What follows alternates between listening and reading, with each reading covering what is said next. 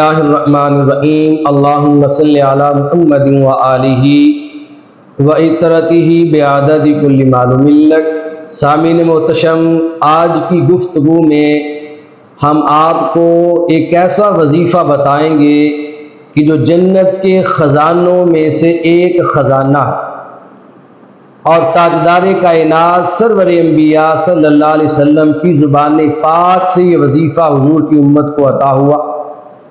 صحیح بخاری اور صحیح مسلم کی متفق علیہ روایت ہے، ابی موسیٰ اشعری رضی اللہ تعالی عنہ حدیث پاک کے راوی ہے، آقا دو جہاں صلی اللہ علیہ وسلم نے ایک روز اپنے اصحاب سے فرمایا کہ میرے صحابہ، هل ادلک علی کلمۃ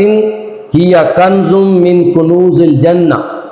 کیا میں تمہیں ایسا کلمہ نہ بتاؤں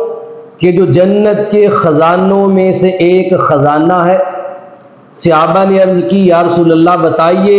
کہ جنت کے خزانوں میں سے کون سا ایسا خزانہ ہے جو آپ ہمیں عطا فرمانا چاہتے ہیں، اپنی امت کو عطا کرنا چاہتے ہیں؟ تو تاجدار کائنات سرور انبیاء صلی اللہ علیہ وسلم نے فرمایا، لا حول ولا قوت الا باللہ، یہ کلمات جو ہے یہ جنت کے خزانوں میں سے ایک خزانہ ہے۔ جس شخص کو لا حول ولا قوت الا باللہ کا وظیفہ حاصل ہو جائے، وہ شخص یہ تصور کر لے کہ تاجدار کائنات سرور انبیاء صلی اللہ علیہ وسلم کے فرمان کے مطابق اسے اللہ پاک نے جنت کے خزانوں میں سے ایک خزانہ عطا فرما دیا ہے۔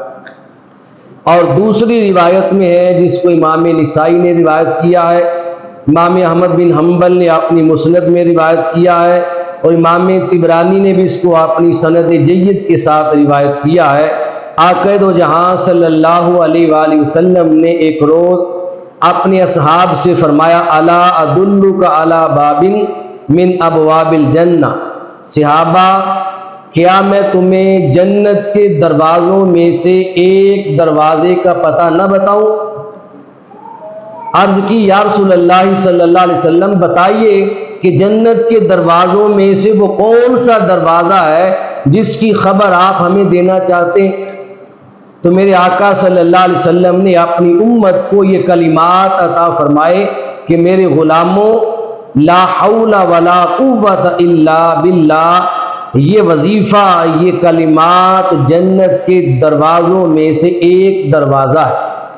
اور جنت کا دروازہ اسی کو نصیب ہوتا ہے جو بندہ جنتی ہو اور جسے اللہ پاک جنت میں داخل فرمانے کا ارادہ فرمائے۔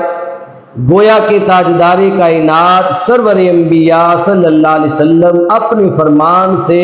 اپنی امت کو بتا رہے ہیں، میرے غلاموں، لا حول ولا قوت الا باللہ، یہ وظیفہ، یہ کلمات جنت میں داخلے کا باعث اور جنت میں داخلے کا سبب ہے۔ رب کائنات ہمیں یہ وظیفہ اپنی آخری سانس تک اپنی زبانوں پر جاری اور ساری رکھنے کی توفیق اور سعادت نصیب فرمائے۔